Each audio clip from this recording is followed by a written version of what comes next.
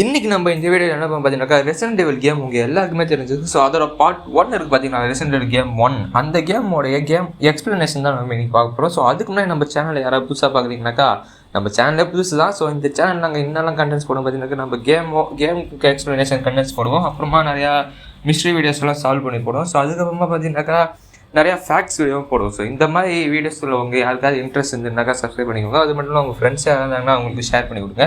So இப்போ அவங்க நம்ம கதைக்குள்ளே போவோம். ஸோ இந்த கதை எங்கே ஸ்டார்ட் ஆகுதுன்னு பார்த்தீங்கன்னாக்கா 1998 ரக்கூன் சிட்டியோடைய ஒரு அவுட்ஸ்கட்ஸ் மேன்ஷனில் தான் இந்த கதை நடக்குது.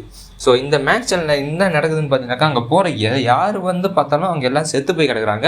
ஸோ விக்டிம்ஸோட பாடிஸில் எல்லா இடத்துலையும் பார்த்தீங்கன்னாக்கா அங்கங்கே கடி ஊந்த மாதிரி அங்கே தழும்புகள்லாம் இருக்குது. ஸோ இன்னும் சில பேர் பாடிஸாக மட்டும் எங்கே போச்சுன்னே தெரில.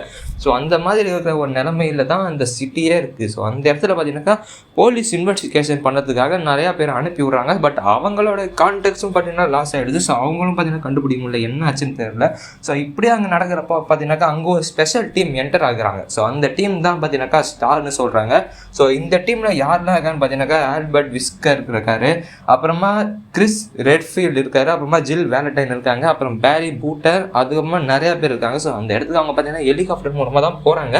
ஸோ அந்த நேச்சர் கூட பார்த்தீங்கன்னாக்கா அங்கே ரொம்ப பயங்கரமாக இருக்குது. அங்கே போனாலே ஒரு திகிலாக இருக்குதுன்னு சொல்கிற அந்த ஒரு நிலைமை தான் அங்கே இருக்குது எல்லாருக்குமே.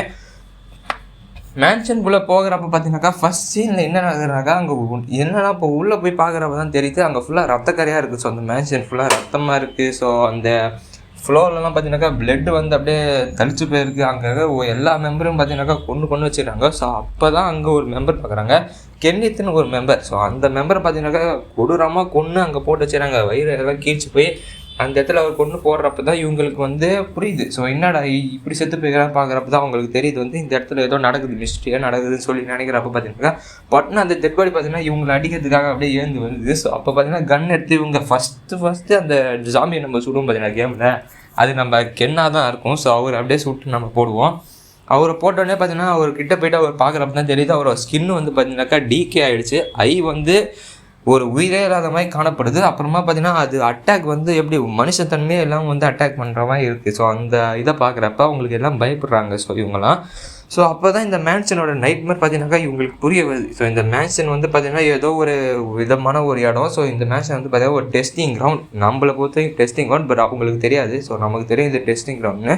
ஸோ அந்த ஒரு ரூம் இருக்குது பார்த்தீங்கன்னா, அவங்க இருக்கிற ரூம், அந்த ரூம் ஃபுல்லாக பார்த்தீங்கன்னா நிறைய ஓல்டு பெயிண்டிங்ஸ் இருக்குது, அப்புறமா டஸ்கி ஃபர்னிச்சர் இருக்குது, அப்புறம் நிறையா பேஸ்வேஜஸ்லாம் இருக்குது, அப்புறமா சீக்ரெட் நோட்ஸ் எல்லாம் இருக்குது, அப்புறம் ஒவ்வொரு கார்னர்லேயும் பார்த்தீங்கன்னா மிஸ்ட்ரி இருக்குது, அப்புறம் ஒவ்வொரு டோர்லையும் பார்த்தீங்கன்னாக்கா டேஞ்சர் இருக்குது. ஸோ இந்த இடத்துல தான் நம்ம கிறிஸுக்கும் ஜில்லுக்கும் புரிய வருது இந்த இடம் ஒரு நார்மல் இடமே இல்லை. ஸோ இதுக்கு பின்னாடி ஏதோ ஒன்று இருக்குதுன்னு சொல்லி அவங்க தெரிய வருது. ஆனால் இதுக்கு பின்னாடி இருக்கிற ஒரு கம்பெனி தான் பார்த்தீங்கன்னா அம்ப்ரெல்லா கோஆப்ரேஷன் கம்பெனி.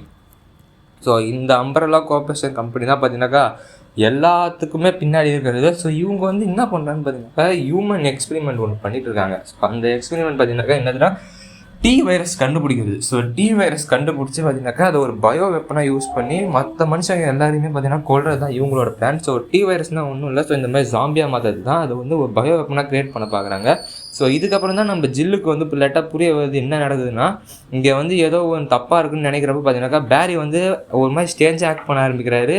அப்புறமா விஸ்கர் டிஸப்பியர் ஆகிட்டார். அப்போ இவங்களுக்கு புரிய வருது இவங்க அந்த அம்ப்ரெல்லா கம்பெனிக்கு பின்னாடி தான் இருக்காங்க. ஸோ இவனுக்கு நம்ம ஏமாற்ற தான் போகிறாங்கன்னு சொல்லி நம்ம ஜில்லுக்கு தெரிய வருது. ஸோ இதுக்கப்புறமா பார்த்தீங்கன்னாக்கா இந்த இடத்துல நம்ம பார்ட் 1 முடிக்கிறோம். ஸோ இந்த இடத்துலேருந்து நம்ம ஜில்லு எப்படி தப்பிக்கிறாங்க இதை கண்டுபிடிக்கணும்னு சொல்லி தான் நான் பார்க்க போகிறோம். அதுக்கு முன்னாடி நம்ம சேனலை சப்ஸ்கிரைப் பண்ணிக்கோங்க, மறக்காமல் லைக் பண்ணிக்கோங்க, அப்புறம் ஷேரும் பண்ணிடுங்க. மறக்காமல் வெயிட் பண்ணுங்கள் பார்ட் 2க்கு.